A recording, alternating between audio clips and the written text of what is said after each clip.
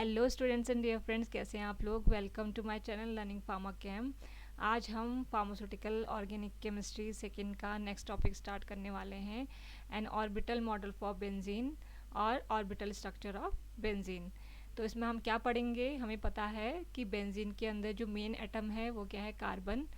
तो कार्बन में जो आउटर मोस्ट इलेक्ट्रॉन हैं वो किन ऑर्बिटल्स को ऑक्यूपाई करते हैं, कैसे उनमें हाइब्रिडाइजेशन का प्रोसेस होता है, फिर कैसे वो सिग्मा और पाई बॉन्ड्स बनाते हैं, और कैसे वो इन बॉन्ड्स के द्वारा हाइड्रोजन से अटैच होते हैं और कार्बन से, खुद कार्बन से भी अटैच होते हैं, और बेंजीन का मॉलिक्यूलर स्ट्रक्चर बनता है। तो गाइस, टॉपिक स्टार्ट करने से पहले मैं आप लोगों के साथ एक चीज़ डिस्कस करना चाहती हूँ कि अगर आप एक बजट फ्रेंडली वेबकैम ढूंढ रहे हैं जो कि आपको अच्छे रिजल्ट्स दे, तो आप जेब्रॉनिक्स जेब ultimate pro full HD webcam ले सकते हैं। गाइस, ये बहुत ही सस्ता टिकाऊ कैमरा है जो कि आपको कम प्राइस में अच्छे रिजल्ट्स देगा। मैं भी 1 महीने से इसी कैमरे को यूज़ कर रही हूँ और वीडियोस आपने देखे ही हैं, तो प्राइस के हिसाब से ये बहुत अच्छा कैमरा है। तो इसका लिंक मैंने डिस्क्रिप्शन बॉक्स में दिया है, तो आप वहाँ से ख़रीद सकते हैं। तो चलिए स्टार्ट करते हैं आज का topic, N orbital model for benzene.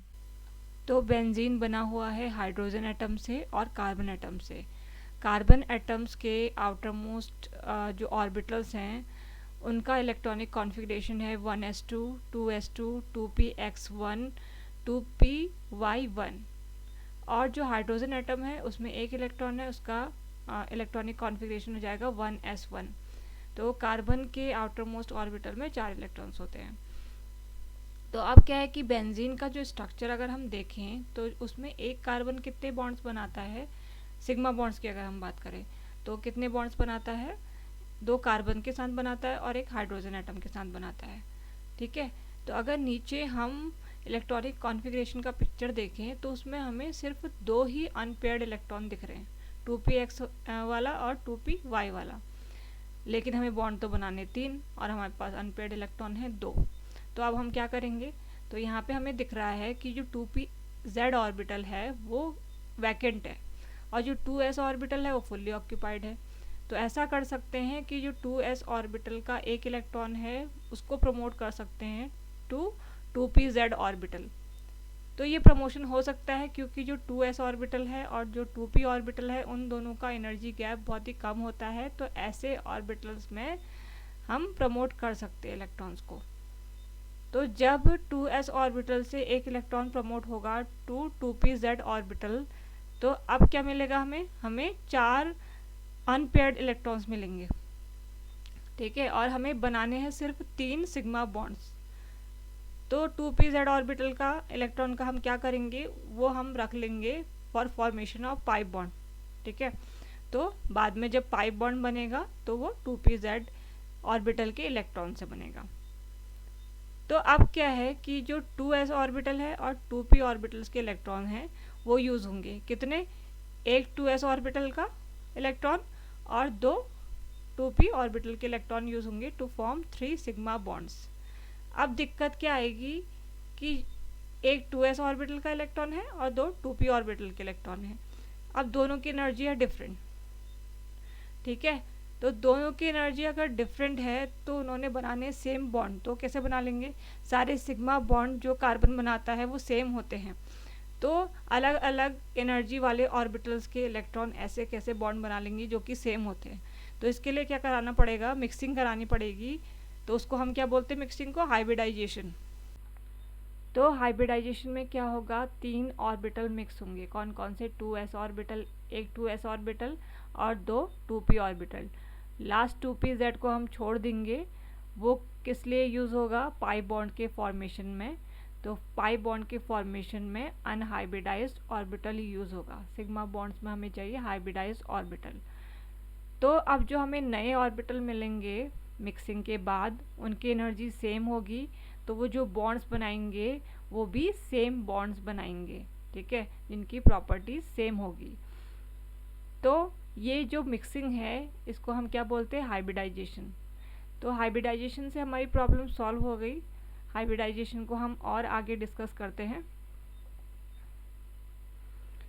तो जब हमने मिक्स करके ऑर्बिटल बनाए, जो नए ऑर्बिटल बने, उनको हम बोलते हैं sp2 हाइब्रिड्स। क्यों बोला हमने ऐसा? क्योंकि वो बने हुए हैं एक s ऑर्बिटल से और 2 p ऑर्बिटल से, ठीक है, इसीलिए उनका नाम पड़ गया sp2 हाइब्रिड्स। तो हर ऑर्बिटल का नाम हो जाएगा sp2 sp2 sp2, ठीक है। तो sp2 सबका नाम है, तो सारे ऑर्बिटल सेम हो गए, ठीक है। अब क्या होगा, ये जो 3 sp2 हाइब्रिड ऑर्बिटल्स होंगे वो अपने को अरेंज करेंगे एक दूसरे से जितना दूर हो सकता है उतना। तो एक दूसरे से दूर जाने की कोशिश में ये sp2 हाइब्रिड ऑर्बिटल्स 120 डिग्री के एंगल पे अरेंज हो जाते हैं, ठीक है। और जो हमने p ऑर्बिटल को हाइब्रिडाइज नहीं किया था, ठीक है, वो इनके राइट एंगल में अरेंज हो जाता है। फिर जो सिग्मा बॉन्ड्स बने वो कैसे बने हैं? By overlap of sp2 hybrid orbitals. और ये sp2 हाइब्रिड ऑर्बिटल्स एक ही प्लेन पर पाए जाते हैं और इनसे बनने वाले बॉन्ड्स और उनसे अटैच एटम्स भी सेम प्लेन पर होते हैं। तो सेम प्लेन पर 6 कार्बन एटम्स हैं।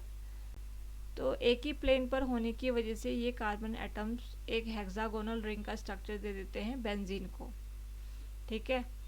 अब ये जो कार्बन एटम है बेंजीन में, इनमें एक एक अनहाइब्रिड 2pz ऑर्बिटल भी है, जिसमें कि हर ऑर्बिटल में एक इलेक्ट्रॉन है, ठीक है। तो पूरे मिला के हो गए 6। और ये 2pz ऑर्बिटल क्या है? Perpendicular to the sigma bonds. अब ये जो 2pz ऑर्बिटल हैं ये भी ओवरलैप करते हैं to form pi molecular orbital, और उनमें कितने इलेक्ट्रॉन हो जाएंगे? 6 इलेक्ट्रॉन्स, ठीक है। तो इस पाई मॉलिक्यूलर ऑर्बिटल का एक हाफ होता है above the plane of ring और एक हाफ रहता है below the plane of ring. तो पूरा स्ट्रक्चर ऐसे दिखता है जैसे सैंडविच होगा।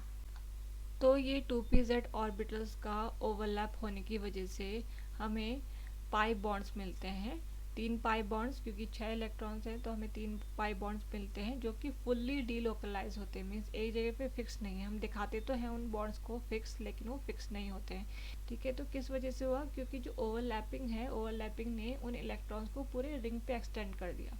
तो अब वो एक जगह फिक्स ना होके वो पूरी रिंग पे मूव कर सकते हैं ईजिली। तो पूरा रिंग पे क्या बन गया उनका? पाई मॉलिक्यूलर ऑर्बिटल। और उस पाई मॉलिक्यूलर ऑर्बिटल में वो कहीं भी पाए जा सकते हैं, ठीक है। तो डीलोकलाइजेशन की वजह से जो पाई बॉन्ड बनते हैं बहुत ही ज़्यादा स्ट्रांग होते हैं, और इस डीलोकलाइजेशन की वजह से ही बेंजीन की स्टेबिलिटी बहुत ज़्यादा होती है, और इसी वजह से वो सब्स्टिट्यूशन रिएक्शन दिखाता है as compare to addition reaction. तो अगर हम इम्पॉर्टेंट पॉइंट्स देखें तो हमें क्या पता चलता है कि बेंजीन जो है एक फ्लैट मॉलिक्यूल है। क्यों? क्योंकि उसमें जो सिग्मा बॉन्ड से अटैच्ड कार्बन और हाइड्रोजन एटम्स हैं वो एक ही प्लेन पर होते हैं, एक ही प्लेन पर पाए जाते हैं, तो इसीलिए बेंजीन एक फ्लैट मॉलिक्यूल है।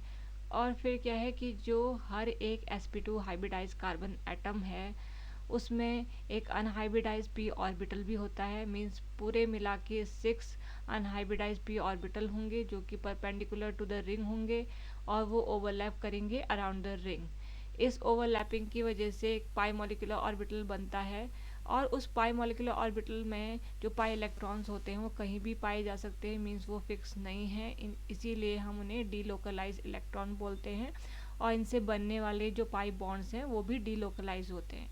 इसीलिए हम रेजोनेंस स्ट्रक्चर अगर दिखाते हैं तो उनमें हम बॉन्ड्स का मूवमेंट दिखाते हैं, मींस बॉन्ड्स के इलेक्ट्रॉन्स का मूवमेंट दिखाते हैं। और जो रेजोनेंस हाइब्रिड हम दिखाते हैं उसमें हम जो अंदर इलेक्ट्रॉन्स हैं, जो बॉन्ड्स हैं, उसको हम एक सर्कल से दिखाते हैं, जिसका मतलब ही यही है कि जो इलेक्ट्रॉन्स हैं वो डीलोकलाइज हैं।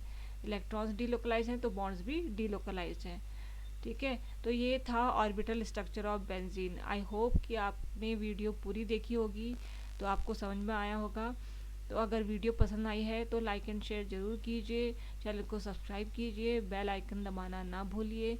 मिलते हैं अगली वीडियो में। Thanks for watching. Thank you.